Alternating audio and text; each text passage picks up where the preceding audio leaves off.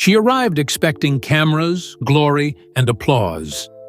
But instead, Laura Lopes was blocked at the gates by royal security. Behind that cold denial stood Prince William, unshakable, with Princess Anne backing him in full. Why? Because Queen Camilla's daughter, born of another marriage, had crossed a sacred line, attempting to rewrite royal tradition from the shadows. Forged documents, media attacks, and secret meetings with PR firms, what began as subtle maneuvering became a full-blown palace scandal. And now, the Windsors are turning inward. The question is no longer if the monarchy is changing, but who has the right to change it?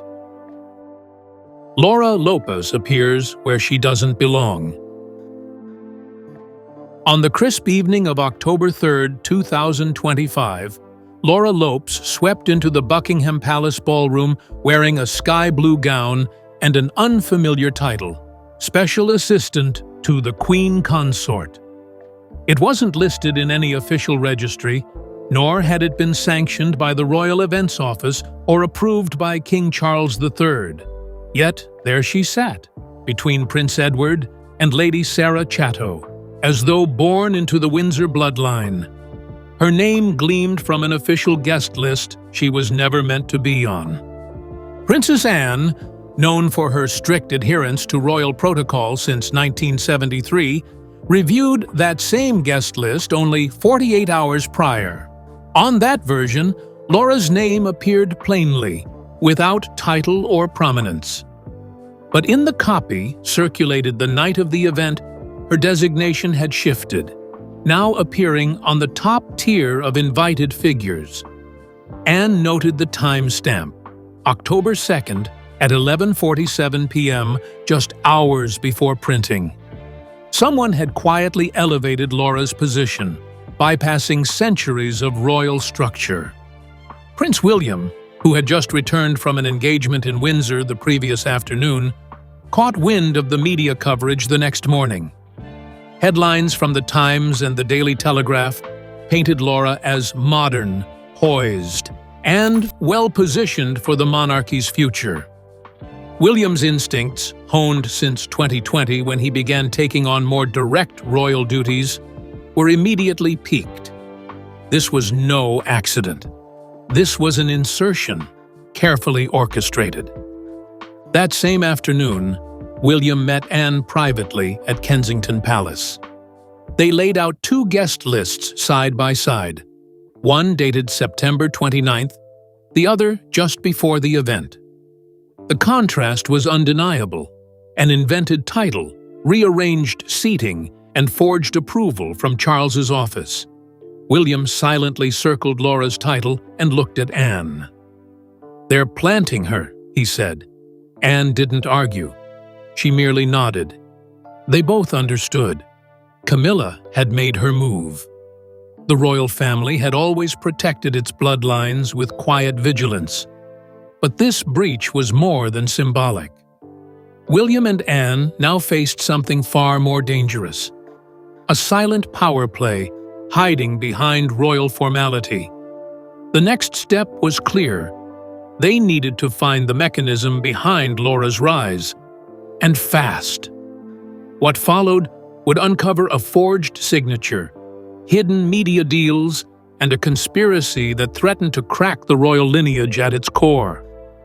Laura had crossed the line. Now it was their turn to respond. The forged signature that sparked suspicion. Days after the event, Prince William requested the original invitation documents. At the bottom of Laura's entry was the familiar swirl of his father's name, King Charles. But something was wrong. William, who had reviewed thousands of official documents since 2018, noticed a flaw. The C loop was tighter than usual, the angle of the S slightly tilted. It was almost perfect. Almost. But William knew his father's signature like a soldier knows a sword. This one had been forged. Anne joined him in the palace archive room. She had seen the king's writing since the 1970s and immediately agreed. This was not Charles's hand. They ran the forged signature against 3 verified samples from September 25th, July 3rd, and June 14th, 2025.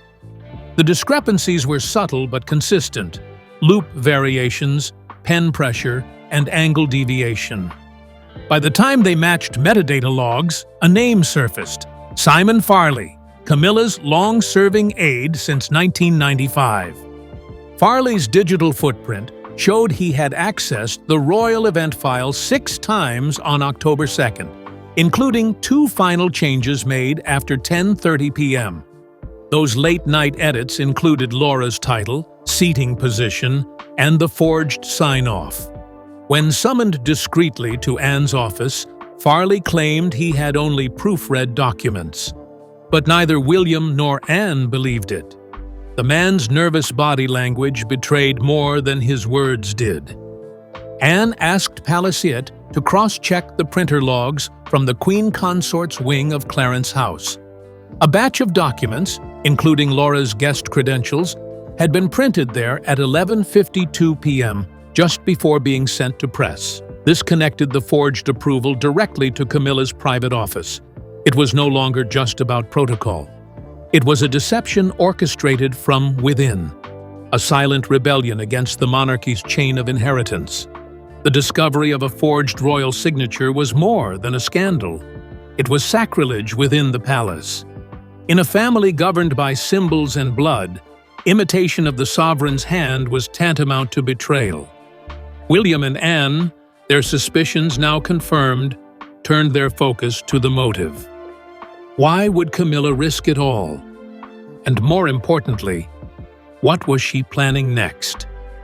As they would soon discover, Laura's mysterious rise had less to do with charity and far more to do with legacy.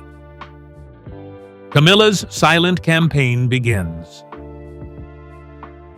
At Clarence House, just 2 days after the forged documents were discovered, Camilla met with a discreet PR agency known for image rehabilitation.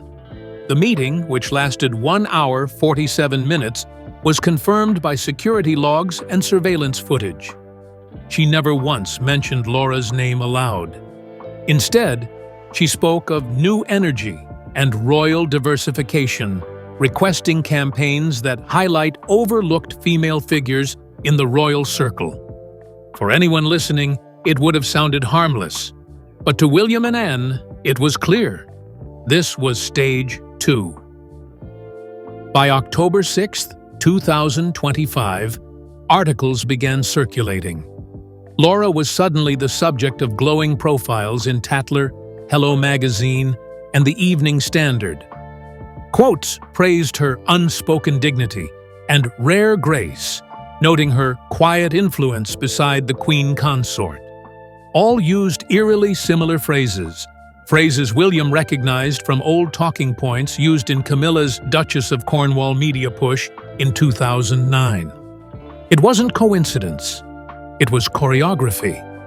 Behind the scenes, emails leaked to Anne's confidential source revealed Laura had met with the media firm's director in mid-September, well before the gala. The agenda? Craft a modern image aligned with the future of the crown. Laura had not just stumbled into visibility. She had been positioned. And Camilla, drawing on decades of surviving public scrutiny, had weaponized every inch of her media network. William, livid but composed, called a private strategy meeting with Anne at Sandringham House. They reviewed not just the press clips, but internal memos and print orders. One email from Camilla's assistant to the PR firm read, "Launch by October 6th. Avoid overt titles. Build a sense of inevitability." For Anne, it was the final straw. "They're not just rewriting protocol," she said. "They're rewriting history." Princess Anne launches a silent investigation. With evidence mounting, Princess Anne took a bold yet quiet step.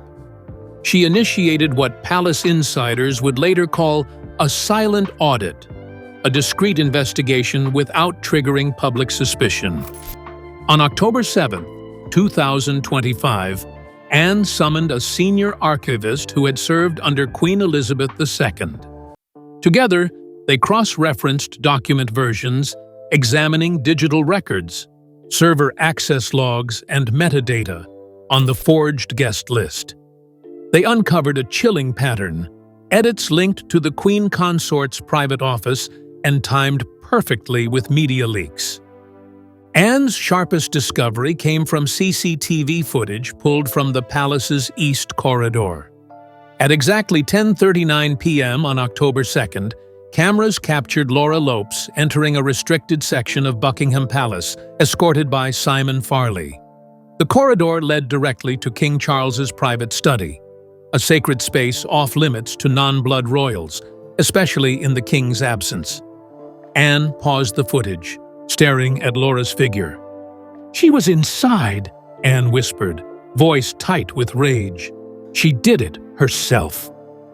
Backed by video, Anne turned to the palace's internal treasury office. There, she found the second bombshell. A £75,000 payment had been wired to a boutique PR agency specializing in image reversal campaigns. The payment, flagged as consultation services, had been authorized from Camilla's discretionary budget on September 18th, 2 weeks before the event. That date aligned precisely with Laura's first media appearances. The coincidence was impossible to ignore. Anne contacted William immediately. The pieces clicked into place: forged approval, manipulated press, falsified access, and black money. Together, they knew the scandal had crossed a red line. It wasn't just about breaking tradition.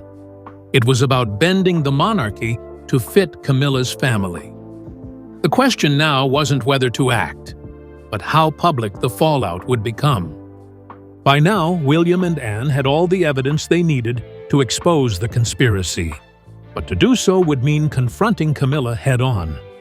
And with King Charles still unaware of the full extent of the manipulation, the risk of a royal fracture loomed. They needed one more step: to connect the forged event with the smear campaign attacking William's leadership. If Camilla had truly gone this far, there would be fingerprints left on the battlefield of public opinion, and they were ready to track them. The media war against William. The first signs came in the October 8th, 2025 edition of the Daily Mirror, where an op-ed claimed Prince William was isolating Camilla and blocking her access to royal council meetings. Similar stories appeared in The Guardian and Sky News Online, quoting unnamed insiders and framing William as a cold, controlling heir. The articles followed a clear strategy: erode public trust in the future king. Anne immediately noticed the repetition. "They're using the same script from 2005, when Camilla entered the spotlight," she noted grimly. William, unwilling to let misinformation fester, enlisted his personal legal advisor and a digital analyst from the Royal Communications Office. They began tracing the media firms behind the articles. One name kept recurring: Whisper Strategies, a known fixer firm linked to past scandal containment for celebrities. On October 9th, financial records showed a direct payment of £41,200 from an anonymous account tied to Clarence House. That same day, Laura's flattering interview was published in Hello magazine. The true breakthrough came when an insider at Whisper Strategies, fearing legal exposure, contacted William's office. The firm had been approached by Laura Lopes directly, not Camilla. In a recorded meeting on September 20th, Laura allegedly said, "We need the public to feel the crown is shifting. William represents the past. I want to help bring it into the future." She also submitted a proposed profile layout: which matched exactly the piece published 2 weeks later. It was a direct link between Laura and the offensive. Anne's face was like stone when she read the transcript. She's not just being pushed. She's pushing herself. William nodded. This wasn't just Camilla shielding her daughter. It was Laura, herself, waging a quiet war for power. The evidence of character sabotage, false narratives, and forged access was damning.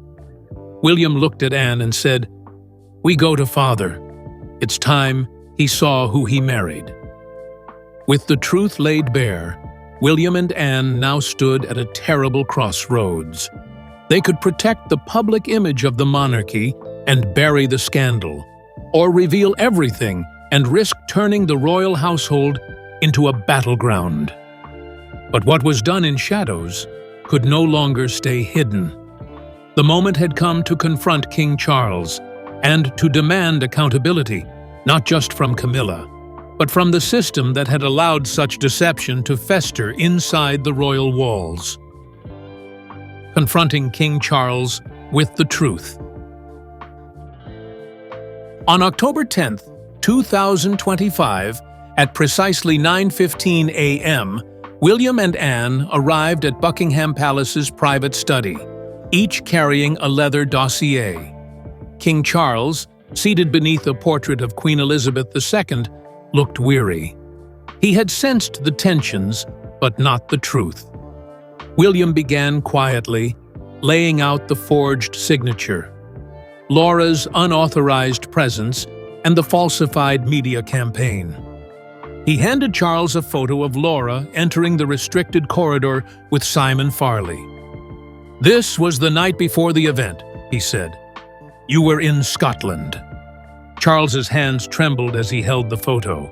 Anne, ever formal, produced the financial statements, the £75,000 PR payment, the bribe to whisper strategies, and the list of altered guest credentials. Charles stared in silence. The evidence was irrefutable. Still, when William moved to accuse Camilla directly, Charles raised a hand. "Let her speak," he said, as Camilla entered the room. Her posture was composed, but her eyes were guarded. Camilla denied everything at first. "A smear," she said. "An attempt to discredit me before your reign matures." But when William presented the transcript from Laura's media briefing, Camilla faltered.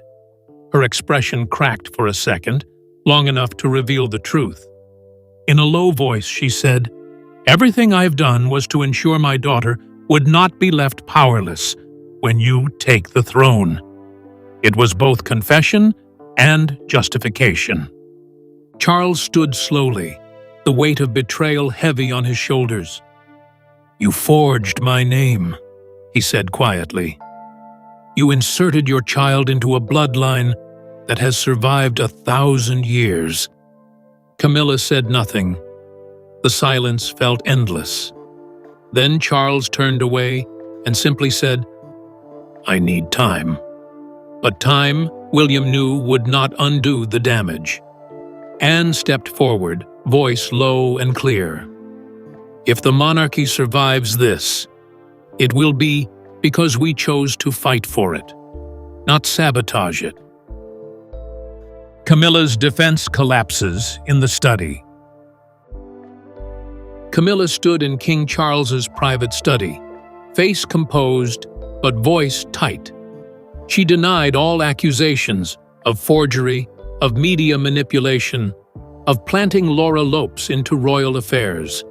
But Prince William remained silent as Princess Anne opened a red folder marked Confidential, 2nd of October 2025. Inside was the original guest list without Laura's title and the final forged version. The metadata logs, clearly time-stamped, showed edits traced to Clarence House on the very night the king was abroad. Charles's expression was unreadable as he reviewed the two lists. Then William handed over a transcript of Laura's September 20th, 2025 meeting with Whisper Strategies, where she laid out the full media strategy. Camilla flinched at the document's phrasing. "My role is to modernize the monarchy where William has failed." She began to speak, but it was too late. Anne dropped the financial records. The £41,200 transfer to Whisper Strategies came directly from a Clarence House account Camilla controlled. The final blow came from Simon Farley, Camilla's private secretary, who was subpoenaed internally by the Royal Council's ethics liaison. In a sworn statement submitted on October 9th, he admitted to escorting Laura into the king's private study and assisting with the signature forgery. "It was at the Queen Consort's request," the statement read. Camilla's silence afterward spoke volumes. Charles turned pale. A wife he'd trusted with his soul had manipulated his seal, his reputation, and nearly his legacy. With the truth laid bare, William didn't demand retribution. He simply stood tall and said, "This is no longer about scandal. It's about survival. If Laura Lopes appears again in official capacity, the monarchy becomes a lie." Charles didn't respond. He only asked them to leave. The cost of Camilla's ambitions was now bleeding through the heart of the crown itself. The king remained silent. But silence was not absolution. As William and Anne exited the study, they knew the final verdict wouldn't come from Charles's lips, but from the actions that followed. Laura Lopes had infiltrated sacred ground, and Camilla had gambled the monarchy for her daughter's shadowed ambition. Now the matter had to be handled publicly. The Royal Council would convene. There would be no more hiding. The crown demanded truth, and a line would soon be drawn between bloodline and betrayal. The council convenes behind closed doors. On October 12, 2025, the Royal Council chamber in St. James's Palace filled with somber figures. The Archbishop of Canterbury, the Lord Chancellor, Dame Judith MacAndrew of the Privy Purse, and military heads of protocol. Every key figure sat upright as Prince William entered with Princess Anne beside him. The dossier he carried was no longer evidence. It was a verdict. At 10 a.m., the chamber doors closed. What followed would shape the monarchy for decades. Camilla and Laura were allowed to attend, but not to speak initially. William began with the timeline, September 18th to October 9th, showing every manipulated event, every transfer of funds, every false report. The screens flickered with footage. Laura walking into Charles's office, the altered guest list, the Whisper strategy briefs. It was a forensic dismantling of the deception. Each council member stared in stony silence. When allowed to speak, Camilla insisted she acted out of fear. "I only wanted Laura to have a place, to be protected," she said. Laura, sobbing, blamed the advisors. "I was used," she claimed, "to defend my mother." But then Anne produced a digital copy of an email chain. Laura had directly coordinated the entire media assault against William. One royal aide gasped. The line read, "Make William look old, cold, and out of step. I'll do the rest." Laura's mask crumbled. Council members whispered among themselves, but the final blow came when Camilla turned against her daughter, hissing, "You were never supposed to go that far." Betrayal met betrayal. What had started as a mother's overreach now stood revealed as a daughter's ambition to usurp the royal order. The council called for recess. The sentence would not be spoken yet, but the decision was already etched into the walls of history. As the chamber emptied into silence, William and Anne stood alone. No sentence had been issued, but the council had witnessed the truth with their own eyes. Camilla's legacy was fractured. Laura's credibility had dissolved in tears and contradictions. But the final measure of justice was yet to come. Would the king act? Or would duty once again bow to personal attachment? The answer would arrive not with decree, but with action. And that action came, not from Charles, but from William. William takes matters into his own hands. On October 15, 2025, the royal family gathered for the Commonwealth Future Gala, one of the year's most anticipated events. The invitation list had been finalized, but Laura Lopes' name had been removed. At the entrance of the venue in Windsor, she arrived in a sleek navy dress, cameras flashing. But as she approached, she was halted by a royal security officer. "I'm sorry, Miss Lopes," he said. "Your credentials are not valid." The look on her face turned from confusion to fury. Inside, William and Anne watched the moment unfold from a discreet window. William had personally ordered the removal, backed by Anne's full support. The action wasn't simply symbolic. It was a public reset of the monarchy's boundaries. For the first time since the drama began, the crown acted with finality. The audience, dignitaries from 32 Commonwealth nations, never knew what had transpired outside the gates, but the message within palace walls was unmistakable. When King Charles learned of William's decision, he said nothing, but he also didn't reverse it. That silence, in royal language, was permission. Camilla did not attend the event. Rumors said she feigned illness. Others said she was advised to stay away. Regardless, the rift was now physical, not just emotional. The monarchy had quietly amputated a rogue limb, and done so without blood on the marble floors. William gave his speech that night, speaking of renewal through tradition and safeguarding the heritage for future heirs. The room erupted in applause. Those were not casual words. They were directed arrows. The heir had spoken. The royal line would not be diluted, forged, or manipulated. And for the first time since the scandal began, the public rallied behind him. With Laura expelled and Camilla retreating into quiet disgrace, William had restored the public balance. But the private scars still bled beneath the surface. The monarchy had survived, but not unscathed. And while William moved forward with strength, he knew his father's silence carried its own burdens. One final step remained, an informal reckoning, not with titles or cameras, but between father and son. Because some betrayals can only be answered in silence and in what we choose to remember or forget. The heir and the monarch face the final silence. On October 18, 2025, Prince William entered the King's private library unannounced. Charles was reading an old journal of Queen Elizabeth II, fingers trembling slightly. For a moment, they didn't speak. Then Charles said, "She was my wife. I wanted to believe she had the crown's best interests." William simply replied, "She had her own, and you know that now." The pain between them wasn't new. It was the echo of decades, but now it stood in the open. William didn't demand exile or retribution.